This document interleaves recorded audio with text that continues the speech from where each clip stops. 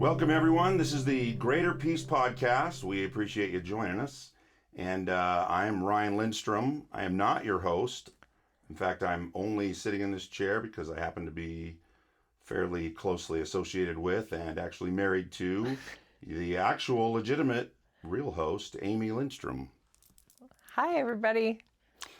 Yeah, so kind of what I thought we'd do. And we haven't talked about any of this, so she has no idea. But kind of figured we'd do maybe 5 minutes or so of just to get to know who you are and what you do and why you do it. Well, that's not important. No, it is. It is. All right, fine. So Yes. so we'll do that. And then we do have a topic for today's conversation, correct? Mm-hmm. So so if you're not already aware, the way that, why don't you tell them, Amy, how do you kind of have this set up as far as episodes and release, post dates and all that? Okay, so on Mondays, we are doing the Greater Peace Meditations. That's just like a little introduction to like a little topic that we're doing. And then it's just kind of like a little taste test, a 50,000 foot view of an idea that we will focus on for the week. And then on Wednesdays, we will do Greater Peace Conversations with me and Ryan. And then we will kind of focus on the topic and go a little bit deeper with it. And the reason why I think I really liked the idea of that is because I'm a mental health therapist, but I also do a wellness class, and Ryan has come to the class 3 times.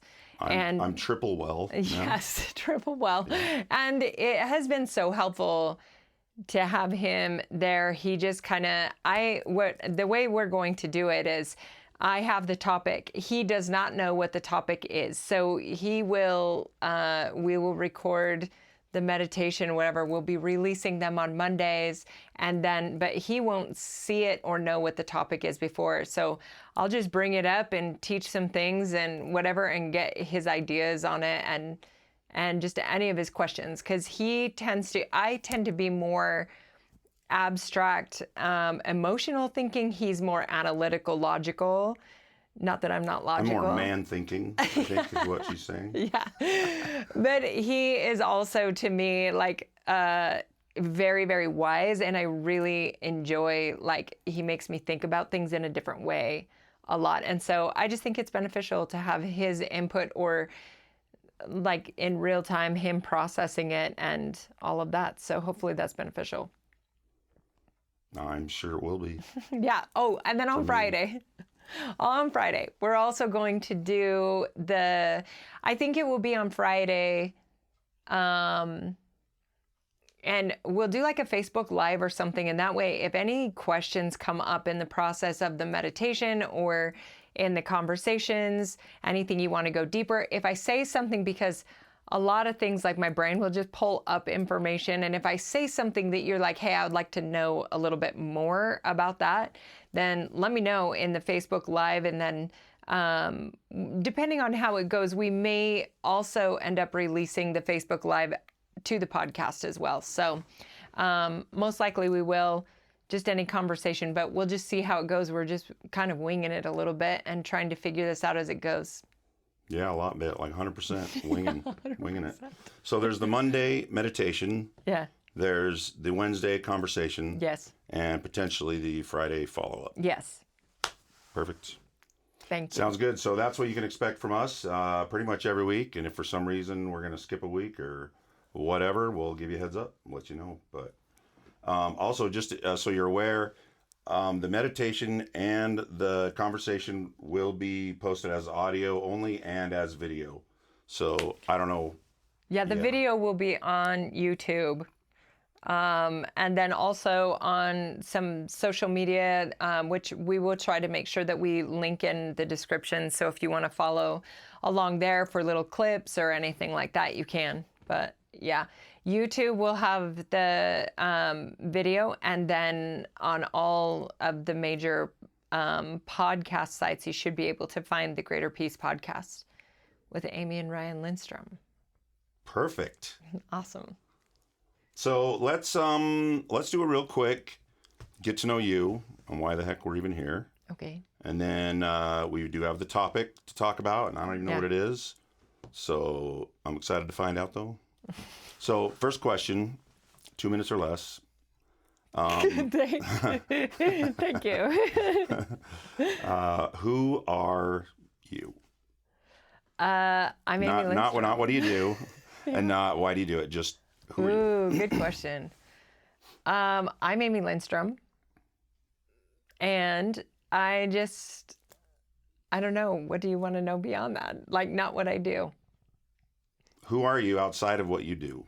Oh, How's I'm a mom, and I do I don't know. I'm just a person who I think I just like love life, love living it to its fullest.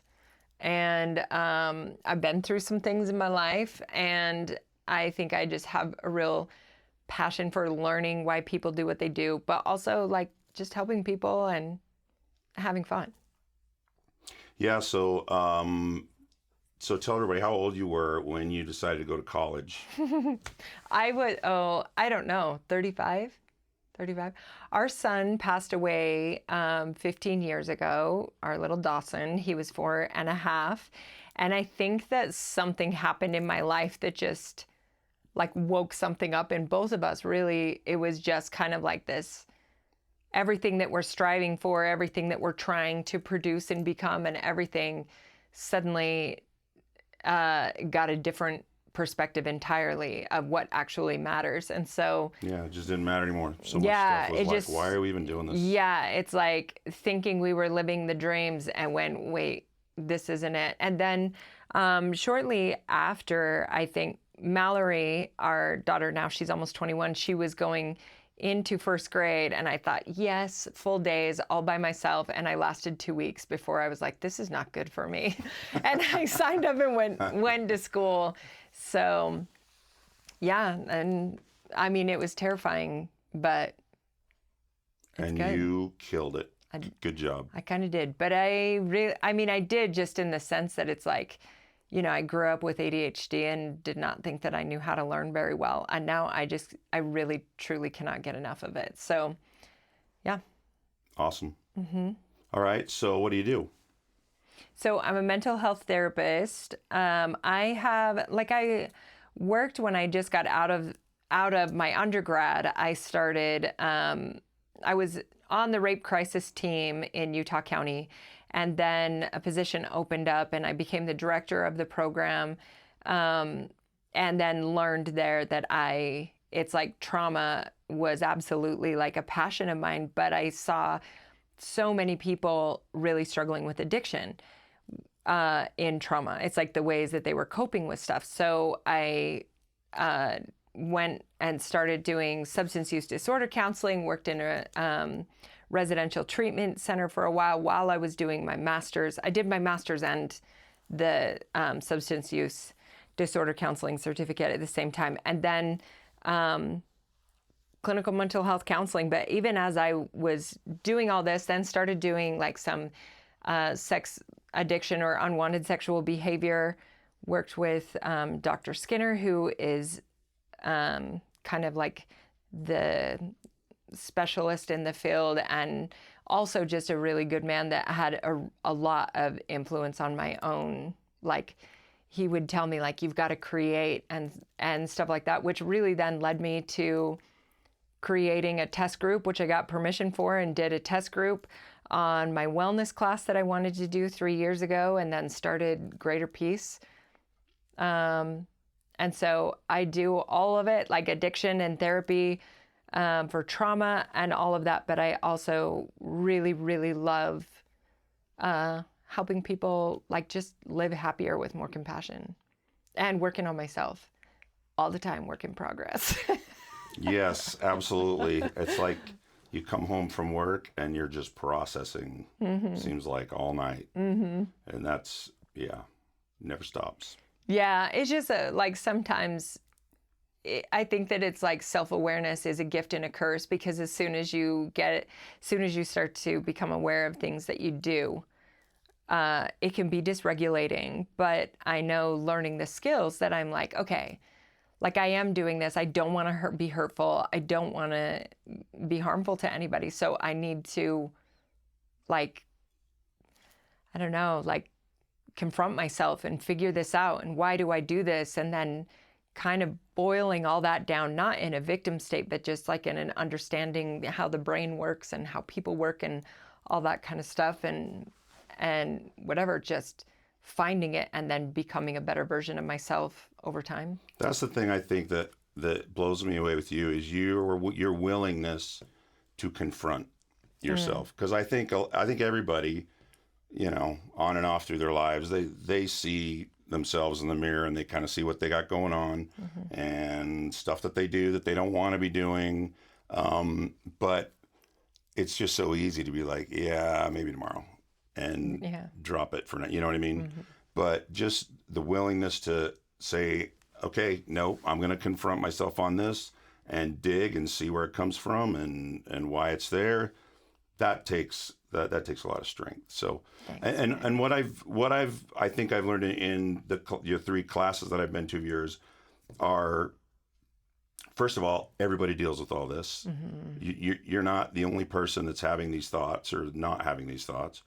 And second, there are different ways to have realizations about you and why you feel the way you do or why you do the things you do, that almost it's very difficult for those realizations to come about in your normal everyday life without changing something. And that, I think, therapy can be huge. Going to a class like the class you do, listening to podcasts. I mean, she listens to books on like 9 speed, 9 times, I think. Just 2. Just 2? But anyway, I just want to say that I admire you for the way that you look to confront yourself, and if you don't have the skills, you look for the skills. So anyway, great. Thanks for sharing all that. No, I think when you were saying that, it made me think of, you know, like Jennifer Finlayson Fife has been somebody who has just had a lot of impact on me. But I think one of the things that she has taught that has been meaningful to me is when she said, like, she said it multiple times, but I remember hearing her once say, if somebody tells you what is difficult about you or something that is hard or something that you've done, and they tell you 10 things about you, and they got 9 of them wrong. It's so easy to focus on the 9 where they're wrong and ignore the one where they got it right. But if you can have the courage to deal with the one that they got right, ignore the others, but just go all at that. It's like, that's where real growth is. And I think, you know, part of it to me is like losing, it's like, of course I can be hurtful. Of course I can be harmful. I'm a human, you know, I'm reactive and whatever, just like everybody else. But it's like, but once it disconnected from my worth and my value is absolute, just like, and if that's true for me, it's true for literally everyone, then it's not difficult to look at myself. I think of, you know, it's like, I have experienced difficult relationships. I have been hurt by people. I do not ever want to be the source of hurting people like that. And I think I probably, you know, I mean, surely I have unintentionally, but like if I can address that and learn how to be more aware so I can be more kind and more loving, then that's what I want to do. And so it's worth it to self-confront, just to make sure we're not, you know, unintentionally hurting people. Yeah, I like when you say it, talk about when you do something, you know, you ask yourself, is this, I don't even remember how you say it, is this who I want to be in the world? Oh, yeah. You know what I mean? Well, yeah, because greater peace, the name greater peace really just kind of popped into my head, but I think the whole thing is that I was saying for a long time before that, which is a concept learned from Jennifer as well, is that it's like, you know, integrity is being true to who you want to be in the world. And so it's like, I use that to build a skill for connecting to intuition and stuff like that. But then like Paulo Coelho he has a few books that I love, but he said, if it costs your peace, it's too expensive. But you can't have peace if you don't have integrity. So if you betray who you want to be in the world for any other thing, peace is the cost of that. If I betray who I want to be because I want you to accept me, then I lose peace. And I think, it's like, to an extent, we do that always, all the time. But for me, it's like, if you be true to who you want to be in the world, that's integrity. And the outcome of integrity is peace. And then the outcome of living consistently with integrity and continuing to work on that is virtue, which is just strength developed over time until it just becomes like, just the way I would define it is like the most like true version of yourself. If that makes sense. Definitely. So you've kind of got into this a little bit already, but why do you do what you do? I'm going to butcher this, but this popped into my head. So I think first it's like going through difficult things in my life, and overcoming those things. But not only that, but it's like evolution in the sense of using something that is difficult to become a better version, a more kind version of myself. But there was a friend of mine who was a detective that worked doing very difficult things with, stuff at the police department. And his name is Dan Beckstrom. And I remember once I was talking to him, and I don't remember exactly how he said it, but I was like, how are you doing this? It was the first time that I looked at the job of law enforcement and didn't see the bulletproof vest. I saw the mental load. And I remember going, how do you do this? And I don't remember exactly how he said it, but it was something like, some of us, it's like some of us know like the dark spaces or whatever and found our way out so that we can take light back into those spaces. I'm totally butchering it, but it's the idea of like, if you've been through hard things, but you know that there's light on the other side of that, then use that. Like, if you can, go back in and help other people. So there's kind of that, but also, I don't know, I just feel like it's so aligned with my purpose, if that's a thing, like who I am. I feel more me than I've ever felt when I am in this space, like more confident, more at peace with myself. And so I think that means something. It lights me up. I'm constantly thinking of new things that I want to do or ways to help. And so it's just that. Should we talk about you? No, we shouldn't. Let's do. All right, why are you here? 30 seconds or less. No. Yeah. Why am I here? Because I love you. Mm. I just love supporting you. I love watching you find something that you really want and you just go and do it. I don't know. I've had a very difficult time in my life figuring out what I want to spend my time in my life doing. Mm-hmm. And so a lot of times that means you don't choose anything. And so you end up defaulting to what you know and, not finding joy in it and all that. And I think over the years, it's become so frustrating that for me, it's kind of a cop out to just go, oh, good. She knows what she wants. I'm just going to support her. Mm-hmm. Mm-hmm. But it's so fulfilling to just see you like come up with an idea, or you're dealing with someone and you're trying to help them, and then you think of something and you do it, and you come home and it all worked out great, of course, and I don't know, I just love supporting you. And so I'm happy to sit here in a chair and just not do anything. I know. To support you. I know, but I'm like, okay, tell me about why you're here. And then it's like me. It's about you. Well, yeah, obviously. Well, yes. I mean, in a sense, it's like for years I've been talking about doing this podcast, but it's like, I think that I just have some trust that it's like the universe, whatever it is it's like, if it's come into my mind and it's meant for me to do, that the way will be provided. I mean, I sit here in my own practice and whatever, and I think of, if 34-year-old Amy, if I would have said, hey, by the way, in the next 15 years, I'm 49.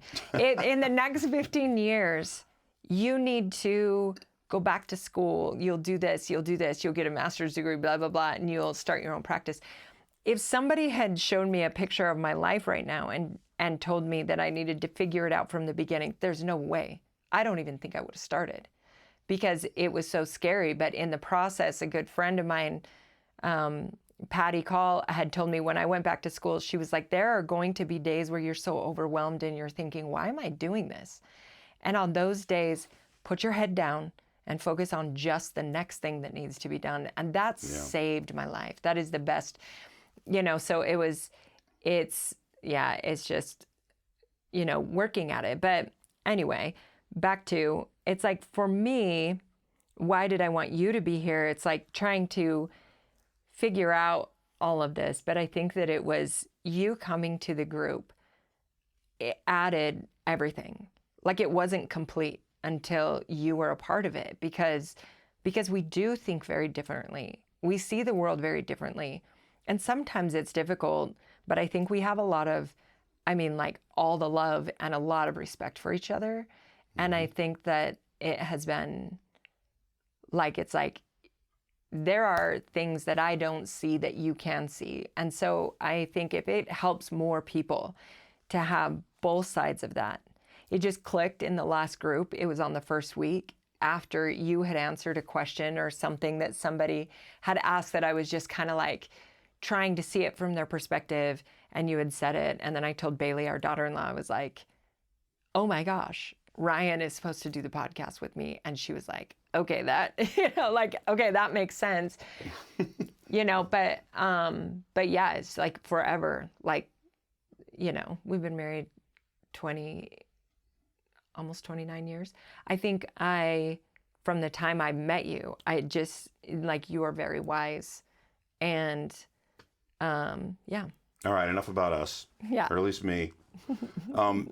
Overall, for me, I think the thing is, I just want to do something that matters. Yeah. In my life, I struggle to I enjoy doing things that make a difference and that actually matter. And that I especially, with my uniqueness or whatever, can contribute that maybe someone else can't contribute or do. Yeah. Because, everybody's unique. Everybody's their own person. And so everybody can do something that not a lot of people can probably do. So doing that, feel like I'm in the right spot, doing the right thing. Yeah. So. Yeah. No, I love that you said that too, because it's like, oh man, there's in the beginning, it's like so scared, and then, but I'm not an authority on everything and whatever, but it's just like, it isn't even about that. It's like, I look at the world through a specific perspective. So do you, because of our own upbringing, which this totally brings us into the topic for today, by the way. Oh, joy. But it helps with, it's like we all see the world in a different way. And so if anything that we have to say helps somebody feel more grace, more love, more hope, more compassion, more peace in their lives, then it's absolutely worth doing. Yep, I agree. And then if it inspires anybody to go and look elsewhere, to find more information, what lights you up, all those kind of things, then awesome. So the topic of this week. Yeah, what is the topic of the week? So I know that you've heard me say this quote a bunch of times, and you'll understand what it is. Yeah, we should get a drink. Mine is pink. In case you can't see that. Orange. In case you're just listening to the audio, mine is pink and it says words on it. It says Boom Fitness, I think. Yeah, that's what it says. That's mine. Mine is orange because her life is orange. That's like much. My soul color. Yeah. Follow the dopamine. That's what she tells me. That's what she does. That's right. All right. So the topic is. Okay. So you've heard me say this before a bunch of times, but it's kind of like building off of the idea of the Sufi belief, or the Sufi. What is Sufi? Saying. So the Sufism is, they are more like, it's the mystic spiritual side of Islam. So it's a religious or a spiritual practice that is really about becoming one with the divine, like experiencing the divine God in a more meaningful way, which is like the thing about mystics is mystics. It's like very experiential, their faith and practice. Okay. So a Sufi belief is the soul is covered by 1,000 veils. So I love this because as I have worked with people over time, it's like you learn IFS. It's internal family system, or we call it parts work, where it's understanding that there are all of these different parts, right? So, okay, for example, let's say you are, I don't know, somebody cuts you off in traffic and you freak out, but that's not how you normally are. Or you're dealing with your kids and you're a little short-tempered and you react and you yell at them, but that's not who you want to be with them. So to see it in like a parts kind of way is, it's like, organizing thoughts. It's like Eckhart Tolle says, it's like being possessed by an entity of your past self, right? So it's like almost like this reaction that takes over, that feels younger than you are, and whatever. We'll get a little bit more into it. But anyway, I think the thing that I really like about that is seeing that as parts, also seeing it as negative cognition. So in EMDR, which is eye movement desensitization reprocessing. Okay, what is negative cognition? So it's, what do you mean by that? Negative cognitions are like in EMDR, when we are doing trauma work with EMDR, we are trying to reprocess. Usually the reason why we're doing it is because there's a negative cognition or a way that your brain made sense of the world around you based on you being the problem. So that's normal. Oh, yeah. So it's normal in the sense that as we're growing up and we're going through developmental phases growing up, this is like a super like simplified view of a complex thing. But when you're first born, you develop a sense of self based off of your parents. You don't even know a sense of self for like the first, I don't know, it's like 18 months. You're like an extension of your parents. And then like the terrible twos, why are they terrible? It's because they're starting, 2 and 3, they're starting into a stage of autonomy where they recognize themselves as their own person. But then they are also like the people in their immediate family are helping them build a sense of who they are. So all of this is because the brain is running on a system that sees everything as a threat, right? So does that make sense? Like, am I making sense? Yeah, kind of out there?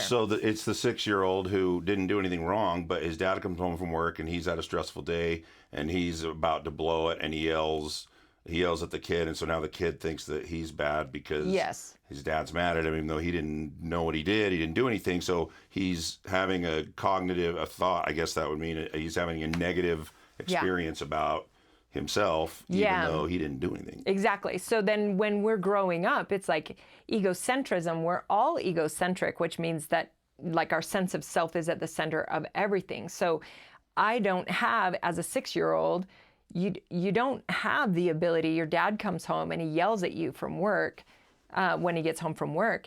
And I don't have the ability as a 6-year-old to go, oh, I bet my dad had a hard day at work. Yeah. Instead, it's, I'm bad. My dad is upset because I'm a bad kid or whatever. And so that, it's almost like synapses close together, which are like your brain's thinking, okay, this is what makes sense in the world. I'm bad. Yep. I'm the problem. I get it. Yep. Okay. Then the great news is, I will say, because sometimes when I talk about this, people are like, oh my gosh, I lose my patience with my kids all the time. So I have not read the full book, but I just attended a conference where researchers were talking about some of the work that they're doing. And there is a book that's called The Power of Restore that's on my list. But I listened to them talk about the process of writing it and what it means. So it actually is expressing that our brains need the process of like upset and restore to to heal. So if everything was perfect all of the time, that does not make for a perfectly formed brain. Failure and restoration are also needed. Just as long as the restoration comes, and it depends on the degree to which a parent blows up, like how it affects the mind over time, right? But it makes me think of like an example for me as well. Like I like the 6-year-old, it's as easy as that, right? But I had a negative cognition of I'm not good enough because I vividly remember I was probably about 5 when my mom sat she was holding my sister, and then my brother, my older brother, was in the room, and she came in and told us that, like, sat us down and told us that her and my dad were getting divorced. And I loved my dad. And so I remember asking a lot of questions and trying to figure it out. But I do remember resolving in my mind, I'm just going to be a really good girl. I'm just going to mind all the time. And then he won't move. He won't leave. Because in my egocentric mind, I don't have the ability to see it as that not being a whole solution. So then what do I do? Your world's pretty small. I mean, Yeah, so I'm intentionally trying to do what is right and to mind him with the intent that I'm going to save this, and then he moves out. And so what happens then is I'm not good enough. You're still a bad girl. Yes. Ruined everything. So then these synapses connect, and there's this idea about me that has changed my view of who I am in the world, that to believe that I am not good enough. That's the truth about me. So then when I go into, now when you go into like, it's about 3rd grade, 7 to 8-year-olds now they're starting to see themselves based on how their peers receive them. You know, and so if I'm not getting included at recess, there's something wrong with me. That is a brutal, I mean, I don't know where everybody grew up and went to junior high, but junior high was the worst. That was a brutal experience for, I think, about everybody. Yes, yeah, totally. I mean, it takes, belonging is such a huge thing in junior high age development, like 12-ish. But it's like, when I start to see myself, it's like I'm playing at recess in 3rd grade and nobody wants to play with me. Oh, it's because I'm not good enough. I already know that. Yeah. That's already framework that's working in my life, it's just right? more reinforcement of that. Yes. And then I can't sit still in my seat because I have ADHD. My teacher tells me I have a dumb math brain, that I'm not good at learning, that I'm lazy. It's all because I'm not good enough. Yeah. Like all of this is being reinforced over and over. I don't get asked to a dance. It's because I'm not good enough. My boyfriend breaks up with me. It's because I'm not good enough. All of these things over and over and over, confirming this idea as if it is true. Except then with EMDR, we can go back and we don't even have to do EMDR in some cases. For me, it was like knowing what the root was, knowing that it was that moment. Mm-hmm. Yeah. You can trace it all back to, in some cases, one experience. Yes, exactly. That kind of laid the groundwork, and then you just kept building on top of it. Yeah, and this is where the self-compassion comes in, because immediately when I realize I have operated with this understanding of myself in relation to this world as I am not good enough for it, my whole life, but all I really wish I could do is just go back and sit down with my little 5-year-old self and cuddle her up in my lap and tell her, it's okay. Like everything's going to be okay. Because my now mind with my development understands why my parents got divorced. And it had nothing to do with me not being a good girl. Instead, my heart breaks for my little self trying to navigate this world, but thinking that she's not good enough. Okay, so 2 things. So one is, you're pretty much talking about, that's what parts is, right? So yeah. There's a part in you that is pretty much your 5-year-old little girl self. Mm-hmm. And there's probably a 12-year-old girl self and a 30-year-old and one from last week. I mean, who knows? I guess that's parts. You are made up of who you were when you had impactful experiences in your life. So that's the first thing. The second thing is so you're 40 years old, you're operating still on that programming, even though you know now that you're a nice person, you're a good person, Yeah. etc. But you've got this program so deeply embedded in you from the last 20 years, but you don't realize that that's what's Yes. running the show. Yeah. Exactly. And that is what is called the conditioned mind. Okay, Like yeah. Buddhism talks a lot about the conditioned mind. The Buddha would talk about that. It's in like many, many practices. It's this idea that it's like your mind is conditioned to think this way. This is why meditation is so powerful, because until you stop and think, wait, why do I think this way? Which really is a difficult thing to do before frontal lobe development happens fully at age 25. And some people will live the rest of their lives with these patterns of behavior. So there's absolutely patterns of behavior that I came up with to protect me, to kind of shield, believing that I'm not good enough, not wanting anybody else to know it. So I put on a veil. I become somebody else. It's the like the persona or the mask, right? Of, I think it's Carl Jung, but it's like, I'm going to put on this idea of who I am. I'm going to start doing my hair like this girl at school, on a lower level, and dressing like her and acting like her. And oh, now look, I got the reward of everybody's now wants to hang out with me. So obviously who I am is not okay. This is okay. Yeah, you were right about yourself not being good enough. Yes, that it's not good enough, because now I get the reward of belonging. And so I think that is, it's like we're all running on different beliefs and patterns. Now, when you introduce trauma in the scenario, it's just that much more. Because if you don't have an established sense of self that feels relatively safe as a child, and then you go into peer exposure, you have no secure base, And then it gets worse. You're like it gets out of much the frying worse. pan into Yeah. the biggest fire in the world. Yeah. And so the idea of all of this, if you think about it, we are all humans having these experiences that are really, can be very difficult. That it's like, but some of them, it's like, every once in a while, it's like I'll work with somebody and I'll be like, do you remember the first time you felt that? Like we'll find something like I feel worthless or whatever.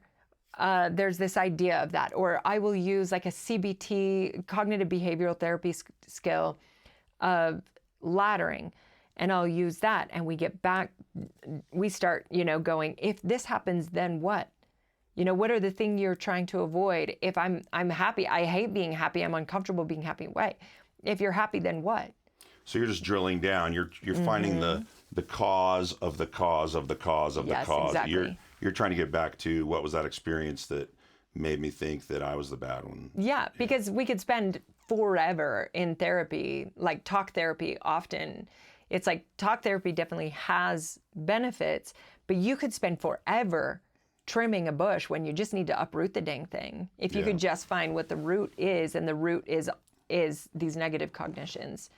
And so once you understand what it is and why you're reacting the way that you are on the, top tier, it's like I can't be happy. Why? Because the other shoe will drop. If the other shoe drops, then what?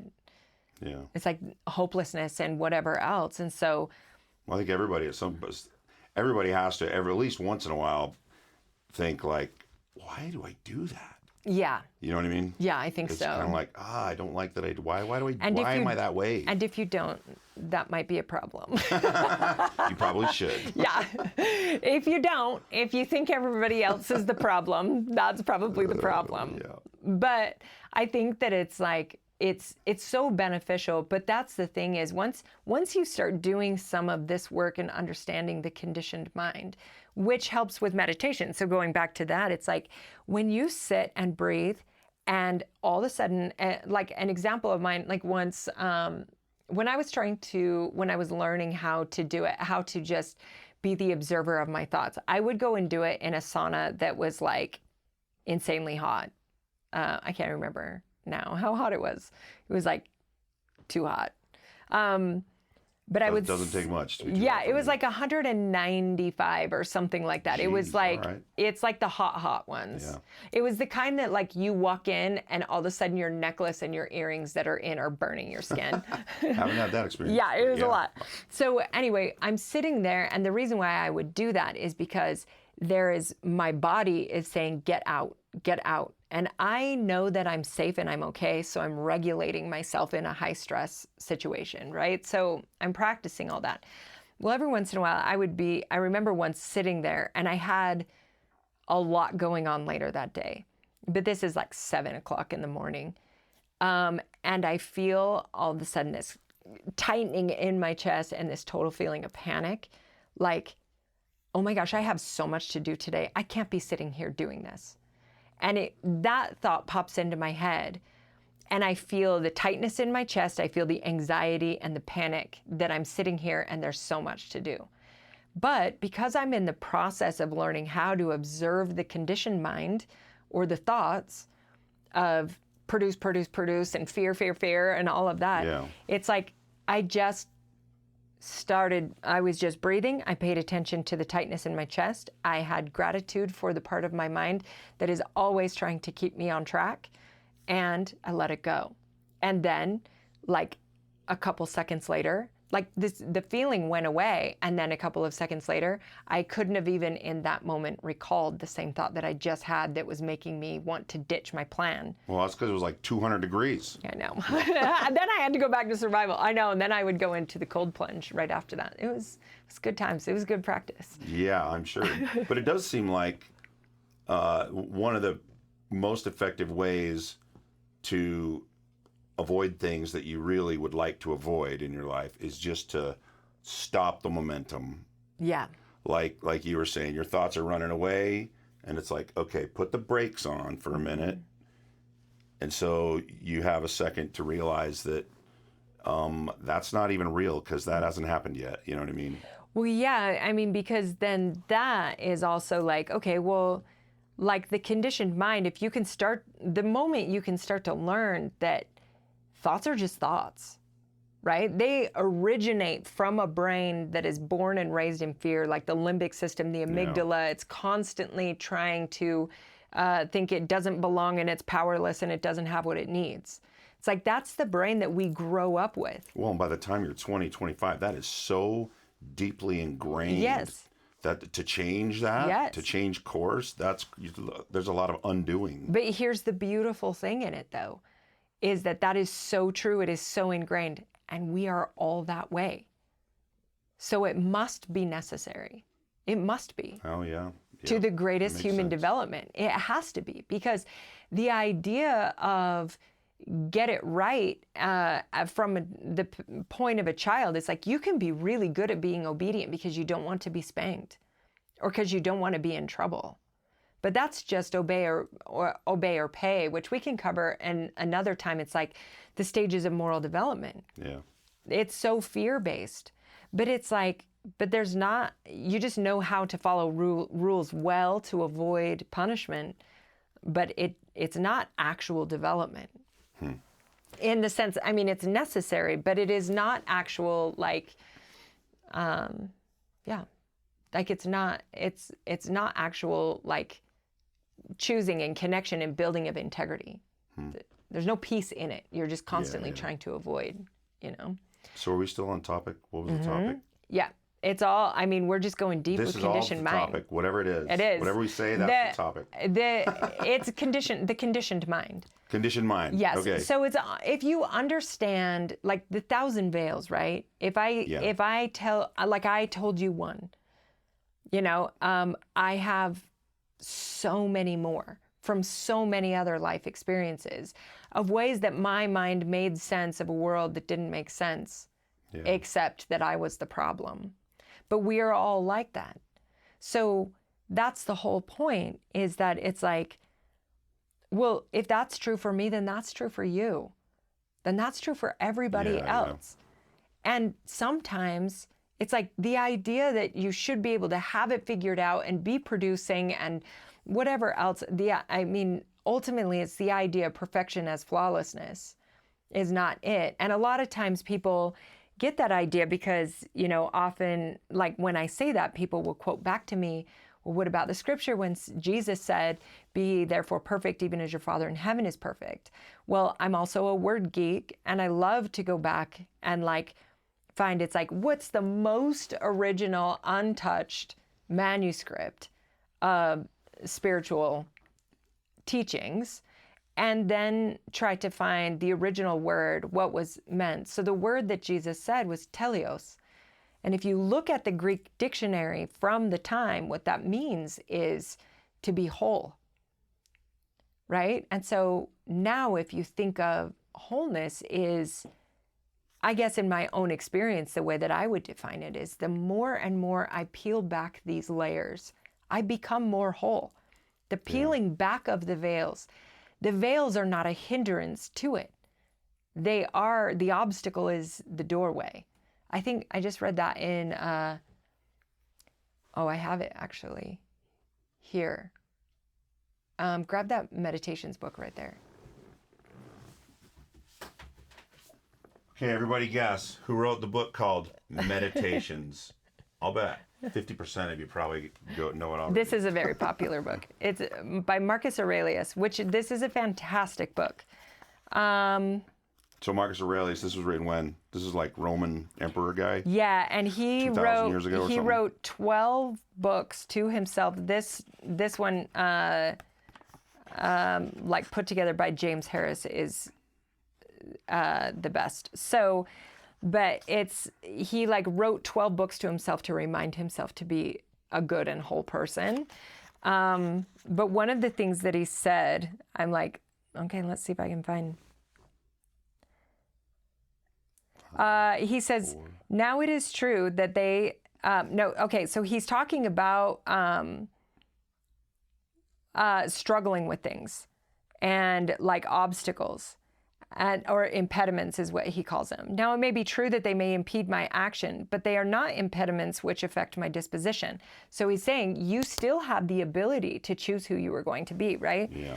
And he said, which is the power of acting unconditionally, as the mind converts every hindrance into an aid. The hindrance is made a furtherance to an act. And that which is an obstacle to the way becomes the way. So that to me is okay, well, in all of this, it's the veils that cover the soul are not a hindrance. They are the way. Because the peeling back of them, the learning how to heal them, is how to have grace for yourself. It's resilience.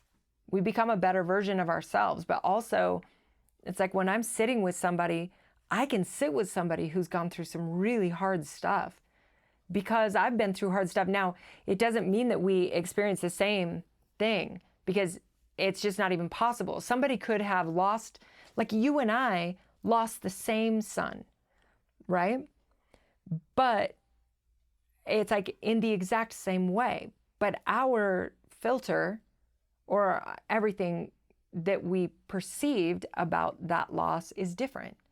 Yeah. Nobody can say, I know exactly how you feel, because we don't. Sure they do. They say that all the time. They do say it all the time. They just don't know that they don't mean it, I guess. It's yes. Actually, no one knows exactly what anybody feels. Yeah, and if you understand that, then it's that's the marvel of the human brain, is that our brains have evolved and adapted the ability to, when I see you feel sad, my brain will turn on mirror neurons that will bring to me the exact same emotion with a memory of a feeling that I had that is close to it, so that I can be with you in what is hard. Not, oh shoot, I'm sorry, that's sad.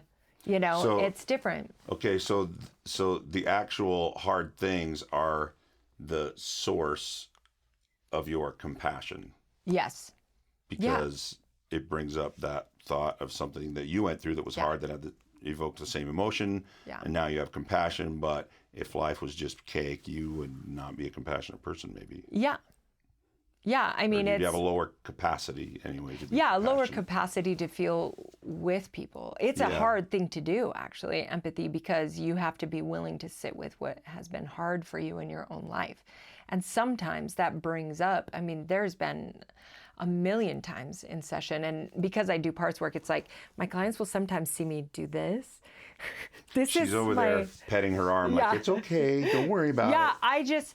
Okay, like in a session once I had a husband and wife, and the husband, it's when he feels powerless, he gets big and loud real fast, right? And so, and that happens a lot. This could be one of any number of people that I work with, but it's like they will get really big, really fast, and really loud. And that was something that was difficult for me growing up, is when my stepdad would yell. Oh yeah, we had to run in with this, didn't we? Me and you. Yeah, yours is different.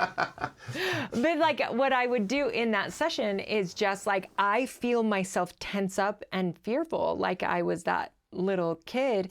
And I'm like, hey girl, I got you. We're all right. It's okay.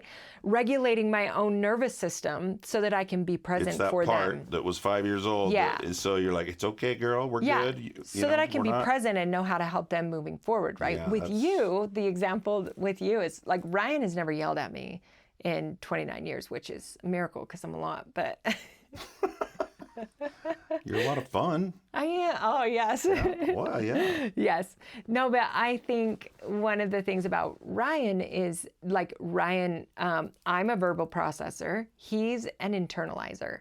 So he just needs to sit with it and think about it. When he's upset, he just needs to go quiet. And that's Except the way I think he about processes. it way too long. Anyway. Yeah. That's called ruminating. Yeah, I know all about it. Yes. No, but he would get quiet.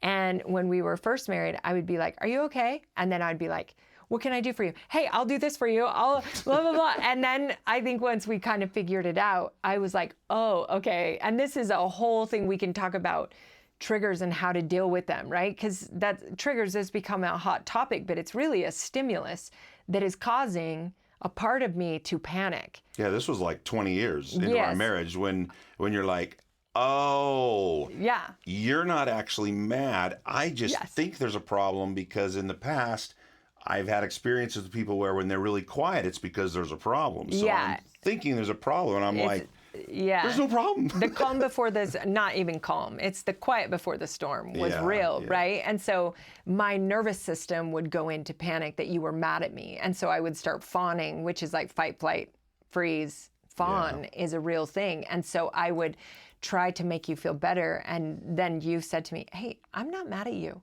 I'm just processing, and so, that's just relationship Well, this stuff goes to or my whatever. point before. 20 years never occurred to me that that's why you reacted like that when I was Yeah. quiet. It just never occurred to me that it was based on a previous experience, It's just, so it's like you don't know what you don't know. And that's where asking the question, why do I do this? Why do I think this way? Where does that come from? That can be the beginning of a lot of maybe hard work, but a lot of good things. Yeah, and I would say when you say hard work, that it's like, it's a lot of work, right? And sometimes I think that what is hard is actually to feel your feelings. But it doesn't mean that they're new. Like I'll say that all the time. They're not new feelings. They're stuck. You are living with them in your body. You are not creating this pain. This pain is lived inside your body. There's plenty of people. Bessel van der Kolk, the body keeps the score.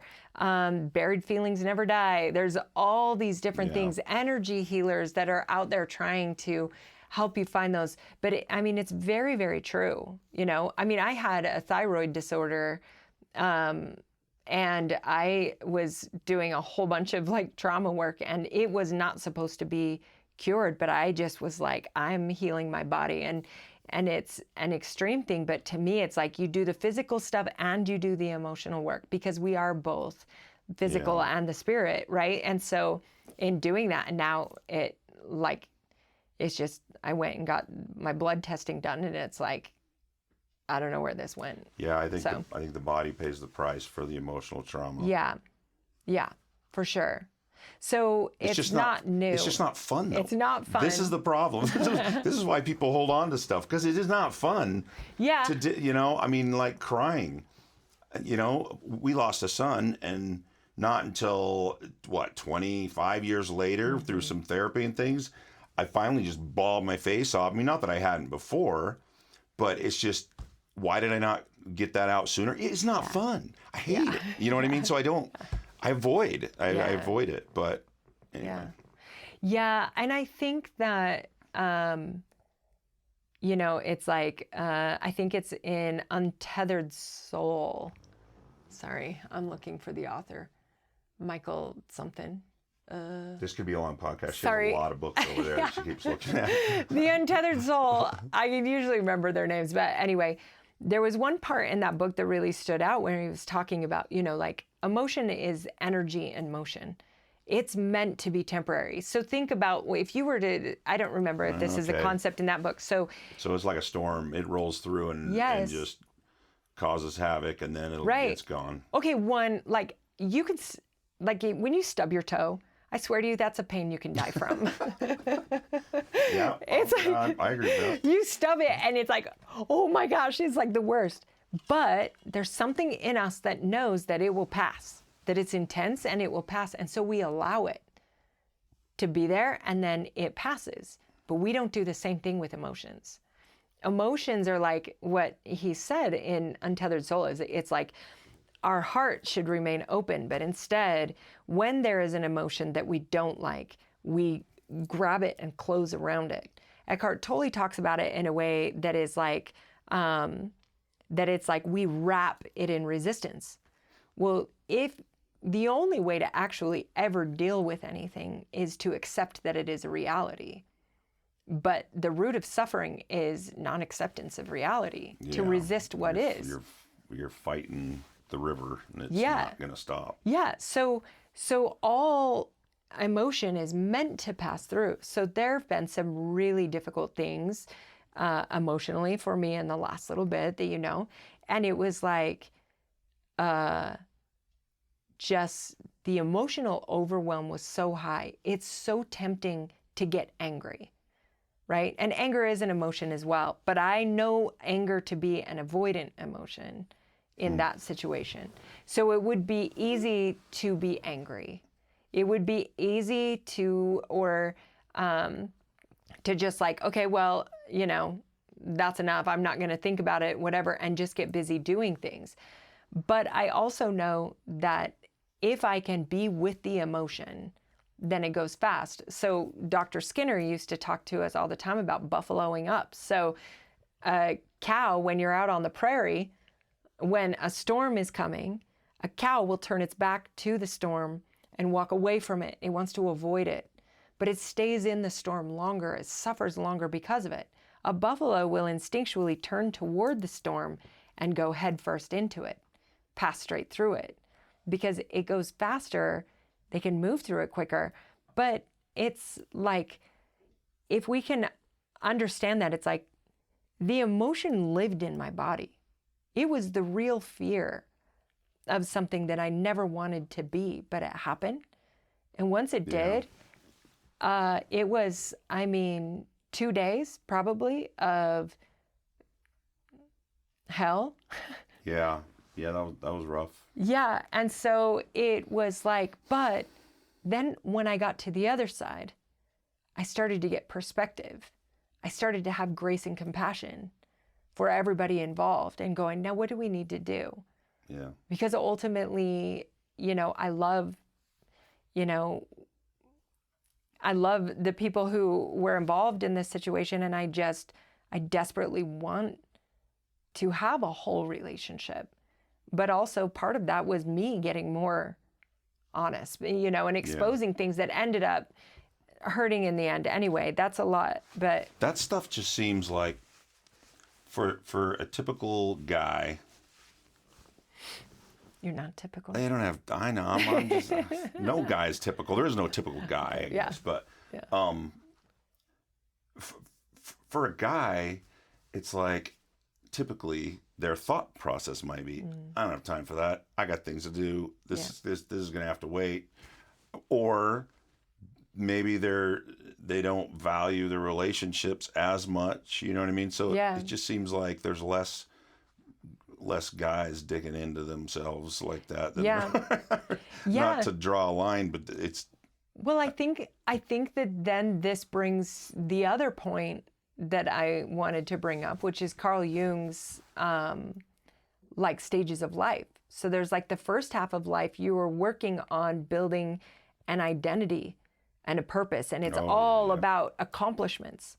But there is a natural part that happens around midlife, and I think it's happening earlier and earlier because as humans, we're evolving into multisensory beings, meaning it's not just what I can touch, taste, smell, whatever.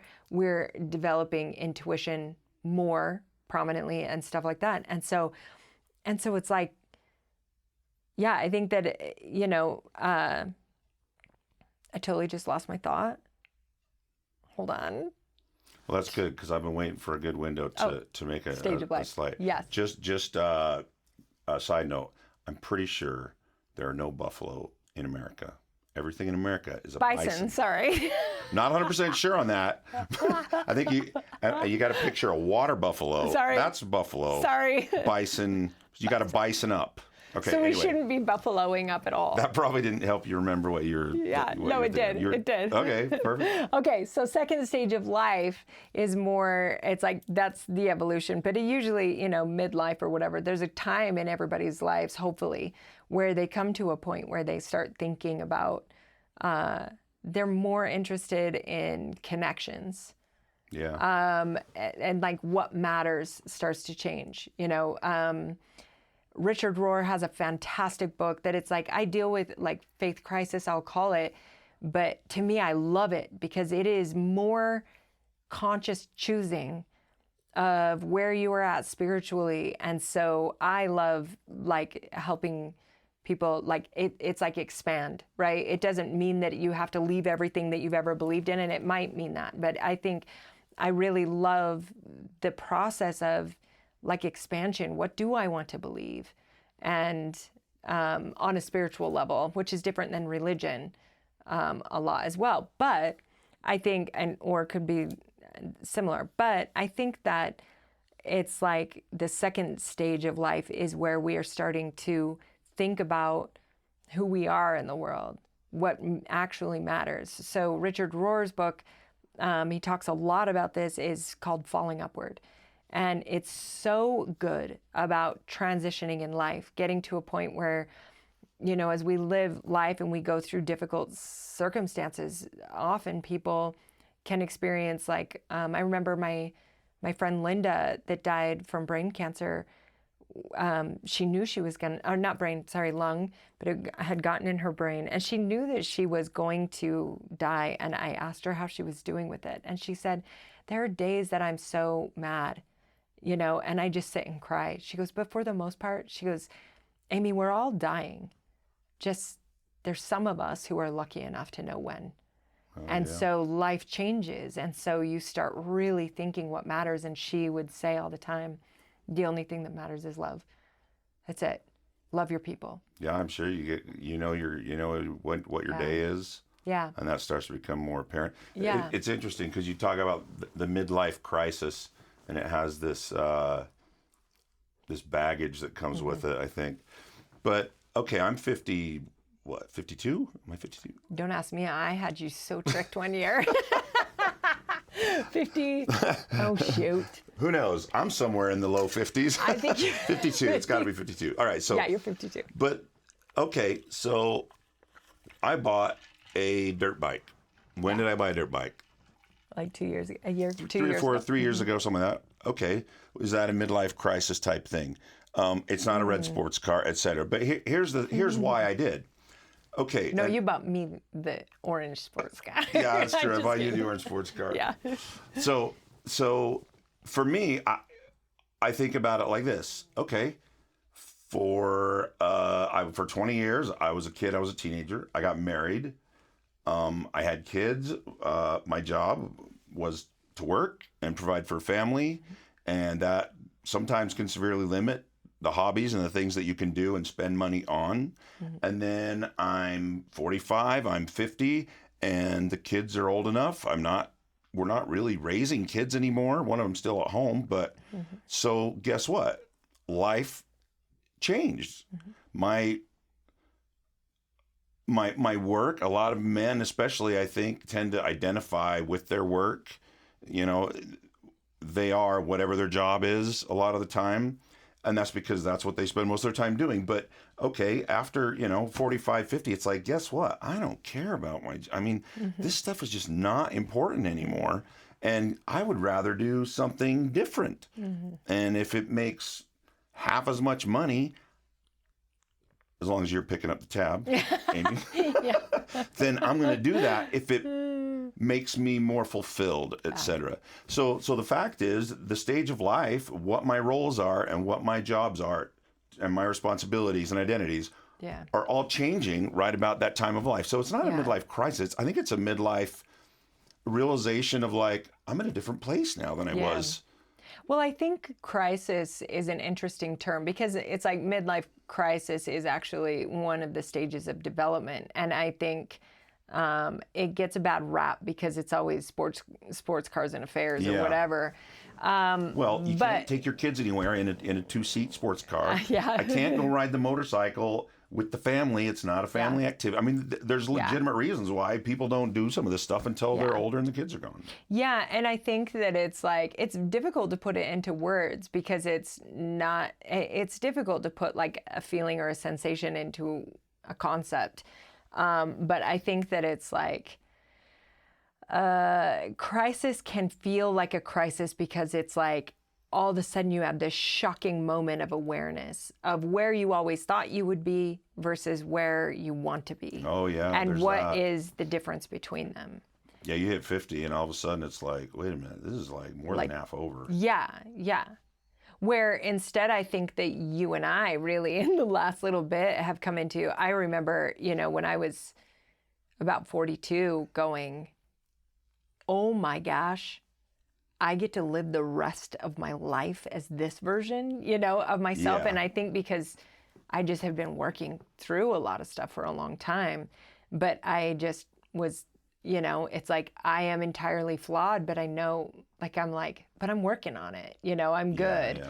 Progress and learning. And it's like, I don't know. Now I'm like, I cannot believe I'm 49. It's like if I get to live another 40 plus years, it's like, what do I want to do? And That's it's a long exciting. Yeah, it is. It's like this again, but it's like, oh my gosh. Well, yeah. So for me, it was, in the last couple of years, I've really, some of the things that my whole life have been like, I really want to do this. I really want to do this. This is something I got to do.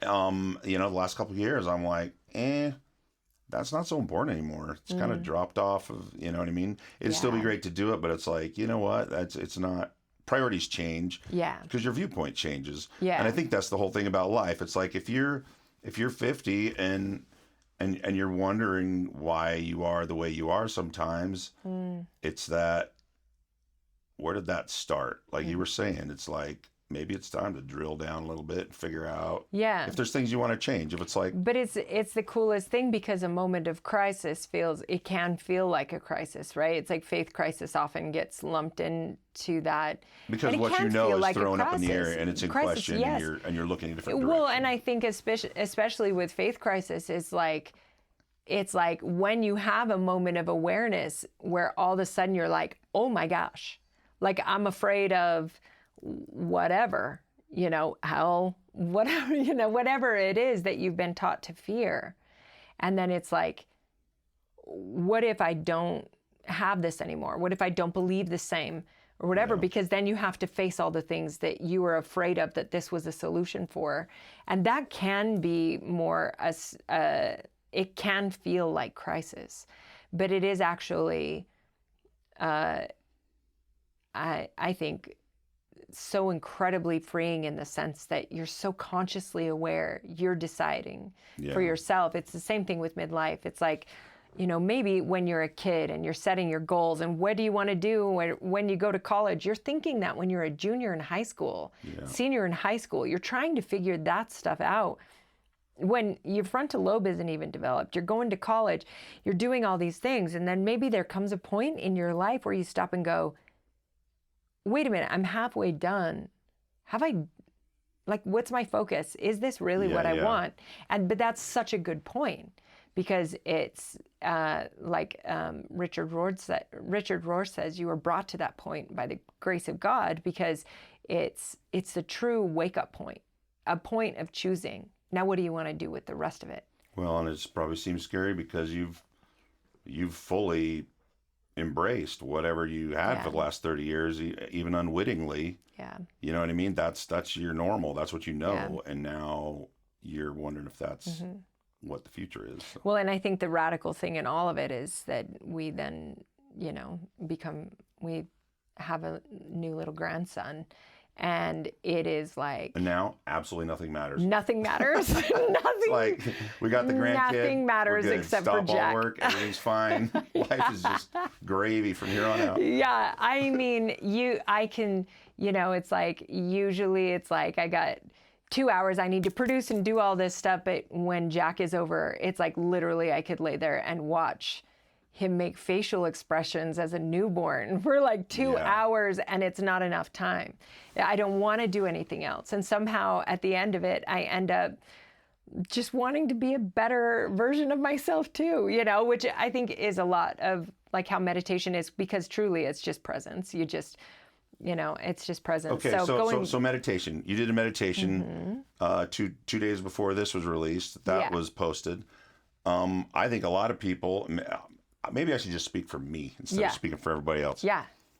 I hear meditation and I don't know what that looks like. I mean, so what is meditation at its core, and why is it something everybody can do? Okay. So I think... And I'm not saying I know the answer to this. Right. No, I know. I think that with meditation, it's like, there's a lot of different definitions, and there's people who are like hardcore, no, this is it. So there's 8 billion people-ish on the earth, I guess. Yeah. So there's probably 8 billion-ish different ways to meditate. Yeah, there's like, in the last meditation that I just did on Monday, at the end, gave like a guided like thought, right? And you can listen to a guided one. I mean, I think I'll probably do the wise person one coming up as a guided meditation, which is awesome and impactful, right? Yeah. But I think that one of the things with meditation is that it really is at its core the benefit of, it's one, just focusing on being so present, right? You're just only focusing on the breath. And if you think of it as, it's like it's a rest stop for your brain. There's nothing to do. The thoughts are coming and going. Are you trying to not have any thoughts? Well, in the Buddhist world, they would say you're not trying to do anything. You're just being. That's one of the things I love in Buddhism, is that it's like, like I've shared in the first one, that it's like a John Nate, when I was really going through something and I was like, I'm struggling because I don't have negative feelings. I had like, I just don't have negative feelings toward people, currently. Yeah. And I had worked really hard on that. But then there was this situation that was causing a lot of difficulty, and it was really hard not to have anger, and I couldn't find compassion for this person. And so I asked a John Nate, John means teacher, and he's a Buddhist monk, Wat Lao Buddharam in West Valley. He was on the Walk for Peace, and he's an excellent, amazing soul. And there's lots of Ajahns. There's a lot of Ajahns, right, yes. Anyway. But Ajahn Nate, I had asked him, what do I do? Because I can't feel compassion, and so he told me he was like, you have to stop, sit, take time by yourself and breathe, because you are at your core, like the energy of who you are is peace. That's true for everybody. Was it like practice the virtue of selfishness? Yes. That's what he said you need to be selfish, and he taught selfishness as a virtue, because it is like to take time aside. If you want to be able to help anybody, you need to know peace in your mind. And it was so helpful. So then I go and sit, and he said, don't try to feel compassion. Don't try to feel peace, because then you'll miss it. If you're trying to do something, it becomes performative. It's not real. Yeah. But you are that, so just trust that in the process, and it's totally true. So is it kind of like okay, so I guess if I'm thinking of a definition of, if somebody out there is like, I would like to try meditation, maybe, but they have no idea what it is. Okay, so in my mind, there's a couple things. Um, Turn off outside distractions, whether Mm. that's go in a room by yourself or turn off the TV, or whether that's go in your head and shut off your hearing. I don't know, Mhm. whatever it is, but center in yourself, and then don't have any thoughts on purpose. Don't don't generate thoughts intentionally, Mhm. but thoughts are going to come because that's the way your Yeah. brain works. And just don't focus on any of them. Let them run through, come in one side and out the other, and just be open to, I don't even know, feeling Yeah. anything. Well, It's just sit it's down and shut up for you 10 minutes. It's pretty much what it is, I think. okay, yes. It is just to focus on breathing. That's it. Okay, that's good. Just your breath. It's the only thing. It's the thing that you're doing all day, every day. We're just unaware. But when you focus on it, it brings you to the present moment. So how do you focus on it? Are you counting? Or is that No, it trying to just do depends. something as well? It's like the Buddha had this is my in breath, this is my out breath. It's like you can start with that.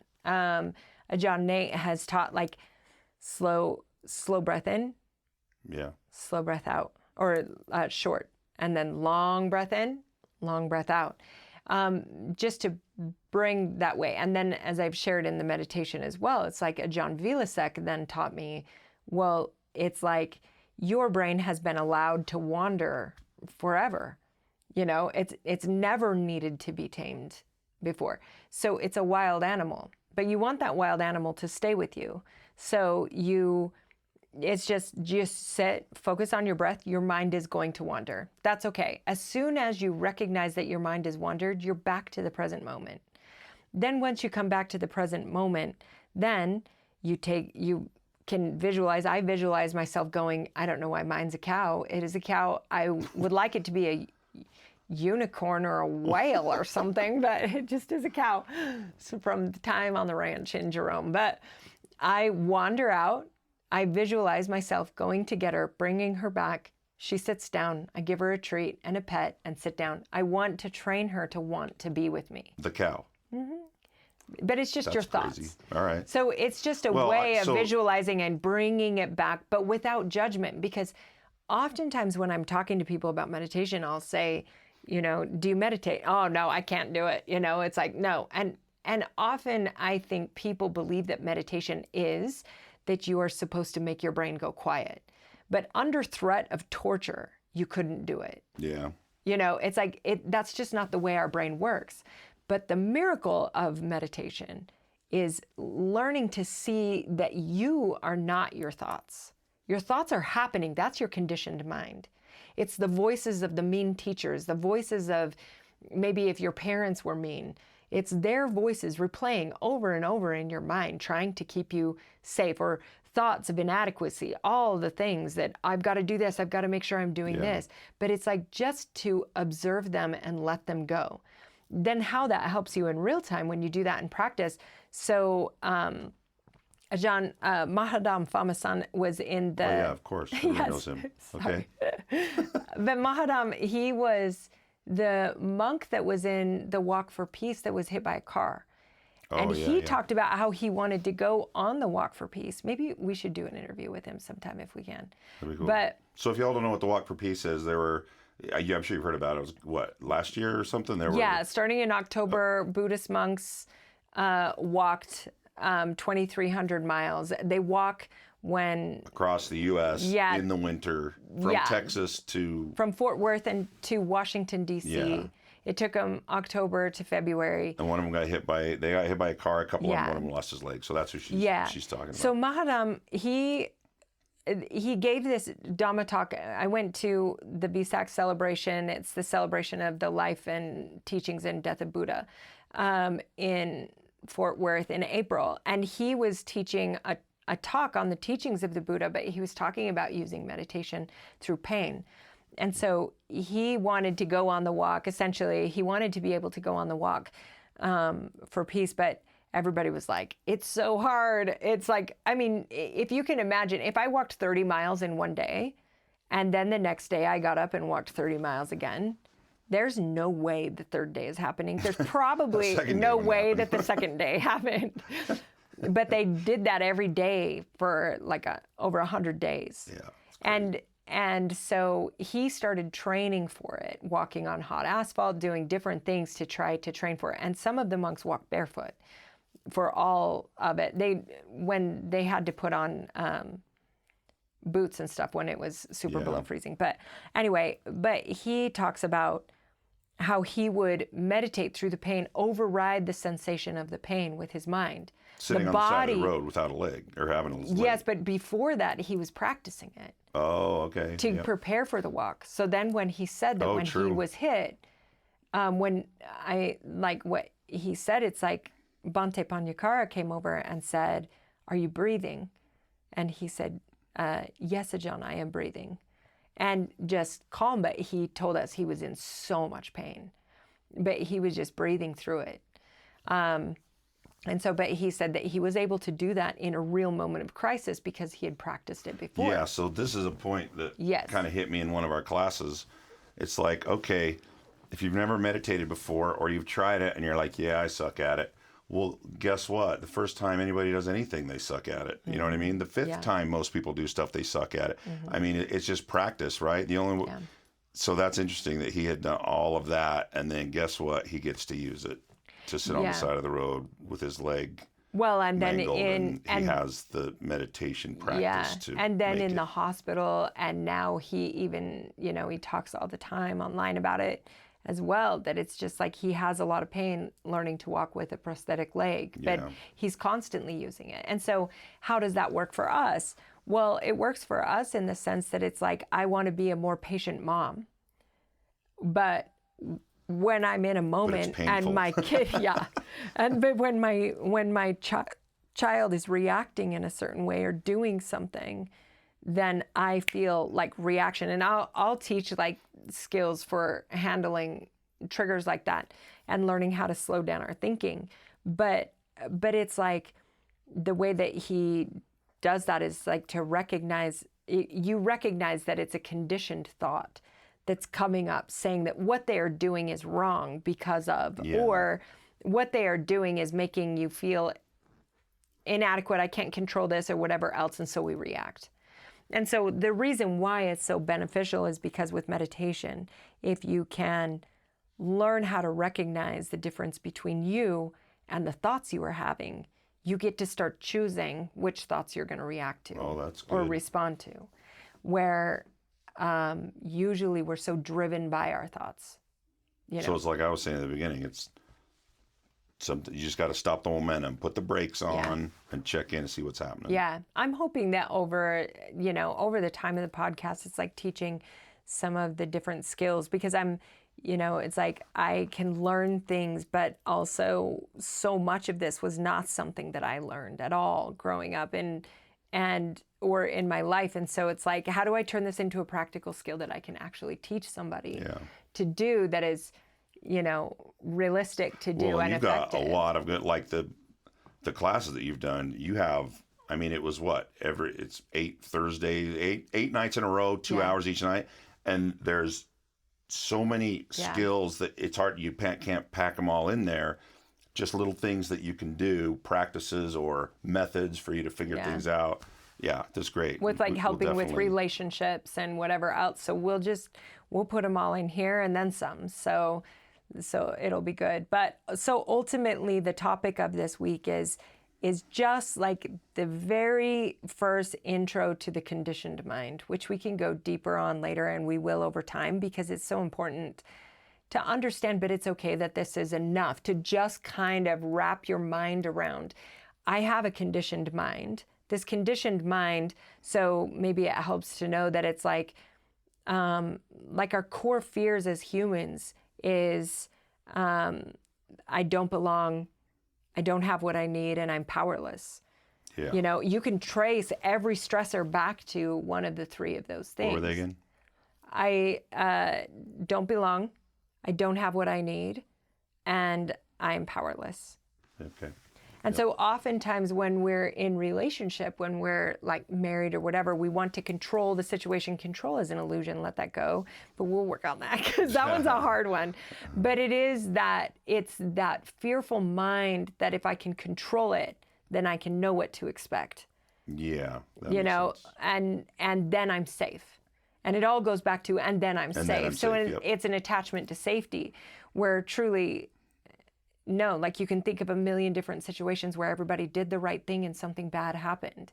Yeah. Right? So, but it's ultimately like the beginning places to just know like our limbic system connected to our nervous system, our polyvagal nerve that runs straight down. So probably if you experience anxiety or fear when you're stressed out, you probably feel it throat. Like to me, sometimes it feels like in my throat, but it's like chest is like anxiety or stomach, whatever. It's your polyvagal nerve, which is connected to your nervous system, your limbic system that tells you you are under threat.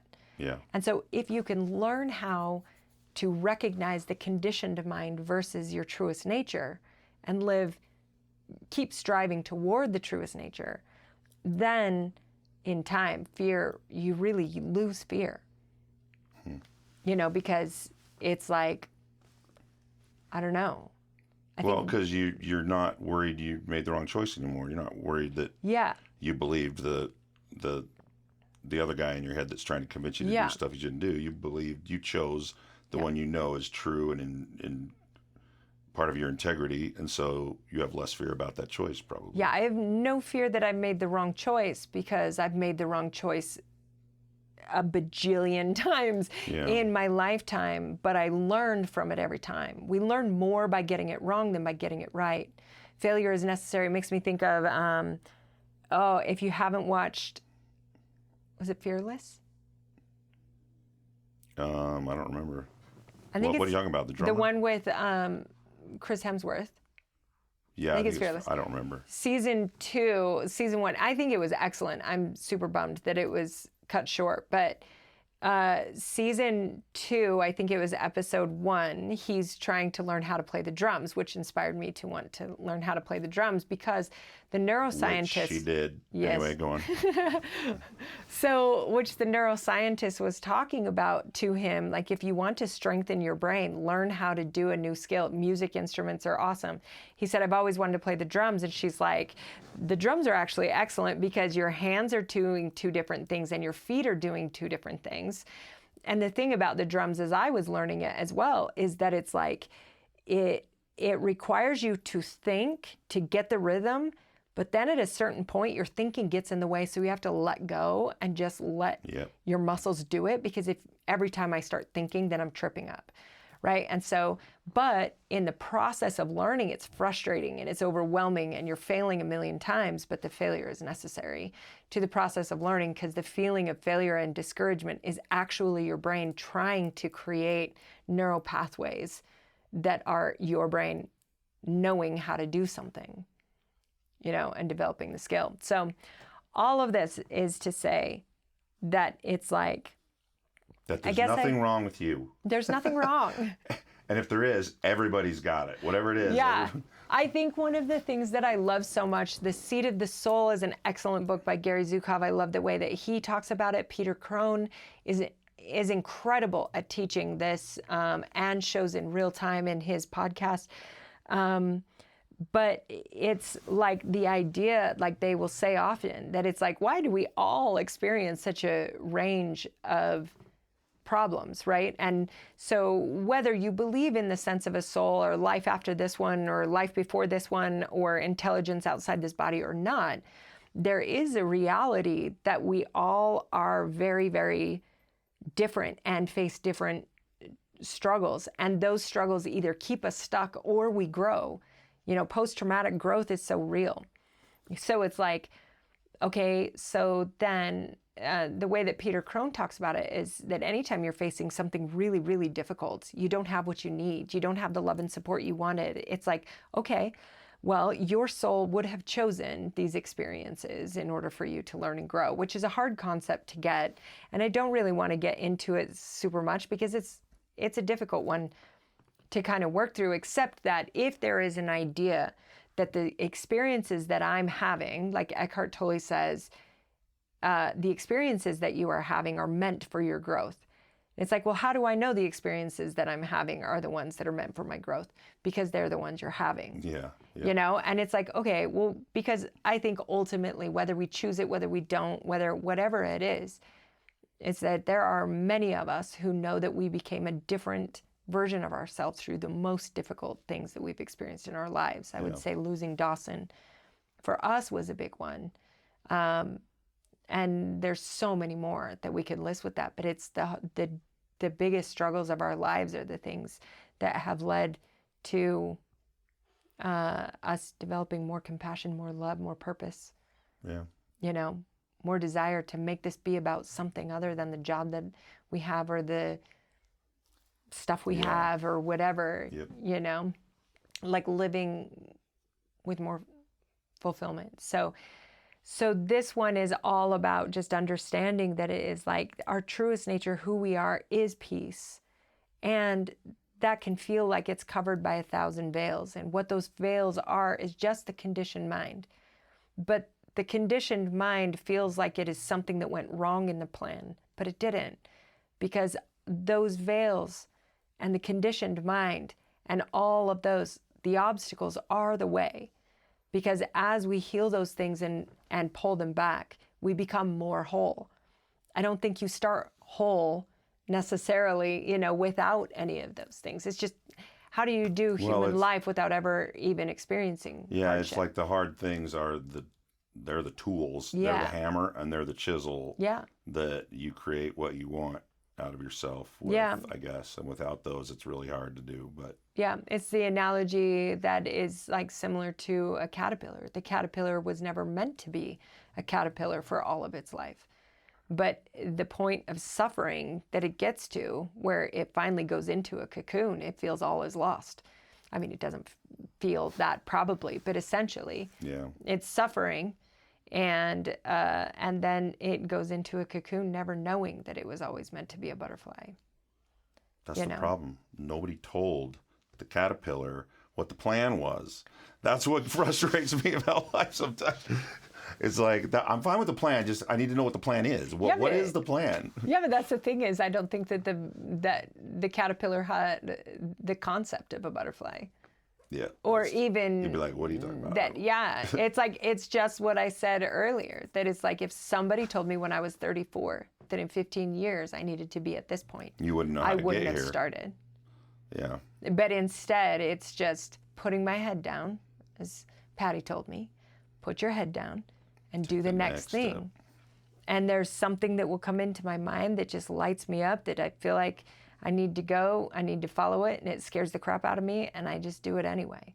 Yep. And that's what, you know, being here, and it's exciting to know that it's like, it's not that I'm at any kind of place where it's like some finishing point and whatever. It's that the most exciting thing in all of it is to know, oh my gosh, what's ahead? Because I know the skills, you know, or I'm working at them all the time, and sometimes I'm better at it than others, but it's like, Well, and you love doing this. You come home from work 9 days out of 10. I love my job. I can't believe I get to do this. Yes. Yeah. And then I need to go into a room and be very quiet and let my brain sink to the center of my head. Yeah, you need to go decompress. It's a lot of energy sometimes, but so I think that the thing that I would leave this one with the conditioned mind is just have grace and compassion. It's for like, yourself. For yourself. And for other people, to know that, yourself. To know that it's like this life was never about becoming anything. This is Paulo Coelho. Your life is never about becoming something. It is about unbecoming everything that you are not. Because what you are is wholeness, is absolute. It depends on, you know, what people's spiritual perspective. In the East, in a lot of ways, there's the belief that we are all fragments of the divine. It's experiencing itself in this form for a while, right? And we bow to each other in recognition of the divine mystery that is in the other person. You reflect the divine in a way that I don't know yet, because only you can reflect it. And I love that. I think that's so beautiful, then there is also more in the West, that it's like we are all children of God, right? Or creations of God. And so in that sense, we are all, I had a guy tell me once that it's like, when we were talking, a friend, he said,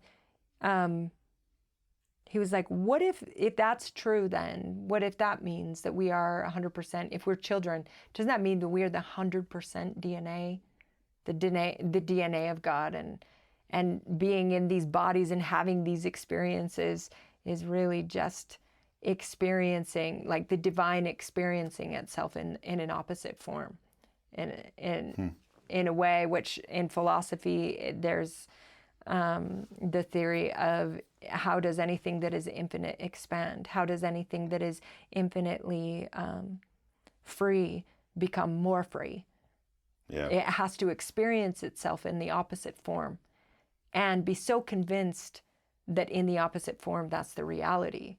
That once you snap those veils back, you snap into really just like, waking up to, oh my gosh, like this is who I am. Okay, so here's the last bit then. Mm-hmm. So you do a little exercise, and I'm going to do it this time. Okay. Abbreviate it. So think of a newborn baby, fresh infant newborn baby. Does that baby have any worth or value at all? And if it does, is there anything that baby could do that would remove that worth and value, where that baby would lose it? And if there's not, then what happened to your worth and value? Because you were that baby. Every single one of us was that baby. So the point is, whatever you got going, whatever is ahead, whatever was behind, you have infinite, unalterable value and worth. Every single person does. So we can be disappointing, we can be harmful, we can be hurtful. Yeah. But that does not affect our worth ever. Yep. I mean, any parent who looks at their child, every single time I've ever asked, it's like when you looked at your baby, did they have worth and value? Yes. Could they ever lose it? I've asked kids this about their parents. Do they have worth and value? Oh, yes. Could they ever lose it? No. Yeah. But we don't believe it for ourselves, and that's where we have to shift. Yeah, it's the grace and compassion for ourselves. Behind those 10,000 veils you're talking about is you. 10,000. Is that what you said? Good gracious. What did you say? I thought Just you said 10,000. babe. Just just 1,000. Oh, all right. Well, that's easy then. I guess it depends on the childhood you lived. That's I don't no know. big deal. I don't know. No, I'm just kidding. But behind however many veils you have, that's you. You're in there. Your worth and your value. Yeah. It's. And that nothing's going wrong. It has gone wrong. You just have a huge toolbox now. Yes. Tools to fix your life. It's like nothing Fix yourself. I don't know. Nothing is going wrong. It has gone wrong. It has gone hard. But that instead of seeing things as unfair and unjust, well, if these obstacles are the way, then they're not unfair or unjust. They're sacred. They're meant for you. They are the exact thing that you need. And that doesn't mean they're fun sometimes. They're not fun at all. Yeah. They're the worst. Yeah. It can be very, very difficult. And I'm saying this, I just want to clarify. I'm saying this as a person who has experienced abuse, who has experienced trauma. I'm also saying this as a trauma therapist who have worked with people with insanely shocking histories, just devastatingly difficult. But even when they start to get this, it's like what comes out is just, those people are meant to change the whole world, Yeah. But it's like we all are. It's just when you make a decision from your integrity of who you are, it's right the second you make it. Doesn't matter what comes of that decision. Yeah. So, yeah, I guess that's the goal. That is Richard Schwartz, IFS, at a training thing that I was at where he was teaching that. He's the creator of IFS. he was talking to a room full of people that were like, okay, but if my client says this, then what do I say? They wanted a script because it's really scary when you're dealing with it. But he just was kind of confused by all of us kept asking. And then he just said, when you are connected to your truest self, your true nature, meditation connects you there. You start to begin to taste it there. When you are connected to your truest self, that part of you, that self, always knows what to do next. Yeah. And if you think of times when you've made a very difficult decision, but you knew it was the right thing to do, it's totally true. Like then you have this courage. I think that's where the peace comes from, because you already, you know, you made the right decision. Yeah. You have peace with the decision regardless of what happens next. Yes, I think in this morning my meditation comes from the Tao Te Ching, and it was like one of the things it said in it, this book that I do use.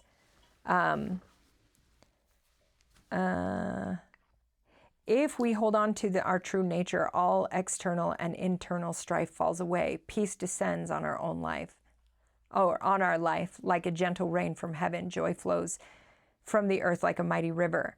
It may be only for a brief moment, but we sometimes glimpse that inexpressible assurance that all is well. Our conditioned mind quickly steps in to remind us that, no, all is not well. And then it trots out many examples proving its point. But the memory of assurance remains in the center of who we truly are. We remember it when life's chaos closes it, and it becomes a place to plant our feet. So it's like, essentially what that's saying is that any moment that we have a glimpse of everything's going to be okay, our conditioned mind wants to jump back in and go, no, it's not. Let me give you all the examples of all of the horrible things that could happen to us. And what if this happens? And what if this happens? Because our conditioned mind believes that its job is to keep us safe, and the safest we are is when we are in absolute fear, panic, and anxiety, right? Because it's convinced of that. But our truest nature knows that that's not where we are safest. Where we are safest is when we trust the process, when we, connect with ourselves. And so that's meditation and breathing in it, and breathing in. It's like, I always will say that it's like, it's hard because once you feel it, you want it to be there all the time. Yeah. But think of it like dots. It's little dots. You felt it here, and then you felt it here, and then you felt it here. And now we just want to, with meditation and doing different skills, we want to pick it up so that it's more. So it's like, now it's here, here, here, More here, frequent. here, until it becomes so frequent that those dots become aligned. But that's a works process. So give up the idea. This is why I love like the Buddhist idea of multiple lives. I mean, not just the Buddhist, but it's like in Hindus and whatever. It's like you're not going to be finished in this lifetime. You're not going to get it on this shot. Yeah, Sorry. it's like just keep going. Yeah. And to me, I think sometimes when I think in that way, it's just like, it's so freeing. There's no fear anymore. There's no need to produce something. It's just to be. And really, when I just be, I'm actually really way more conscious of how I treat people, how I think about people. Yeah, when there's no deadline on it. Yeah. The deadline is now. Yeah. Choose your integrity right now, all the time, and totally. you'll have peace. Yeah.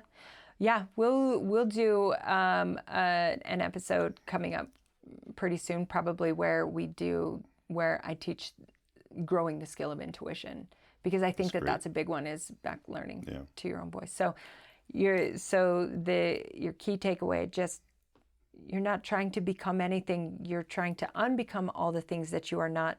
But all of those veils, all of the struggles, all of the negative ways you think about yourself, all of those things are the way. They are not. They're the tools. They are not in the way. They are what is necessary. Great. Anything you want people to know before we go? So this will be every week, right? Yep. Oh, what about Friday? Is the plan to do a Facebook Live or something, or is that? Yeah. That's as far as we got. So yeah. We'll so where can people? I mean, if you've got comments, thoughts, whatever, Yeah. we'd love to hear them. Where Yeah. can people go to, like, I think the I don't know, best- nothing. I have, like, no social media. I don't know any of this stuff, so. I think probably the best, there's, so my website is findinggreaterpeace.com, but I think if you go to Finding Greater, or like at Finding Greater Peace on Instagram, you can send me messages there. That's your main Instagram. Yeah, that's the main Instagram, and then I'm in the process of trying to build all the other things. But Instagram or At Finding Greater Peace, Instagram. yeah, Okay. or Amy Lindstrom on, I think it's just Amy Lindstrom on Facebook. We'll put links to, that's a great idea. Links? We'll put links that. in the description to my Facebook and whatever else. But we love, feedback and, how's the sound, whatever. We're just working on trying to figure out how to make all this work. But we're just excited about it. It will be fun to watch it grow. Yeah. Thanks for listening. Yeah, thank you. Appreciate your time and all of that. And may you be well, happy, and peaceful. There you go. Get you some peace, and then get you some greater peace. Thanks, everybody. Bye-bye.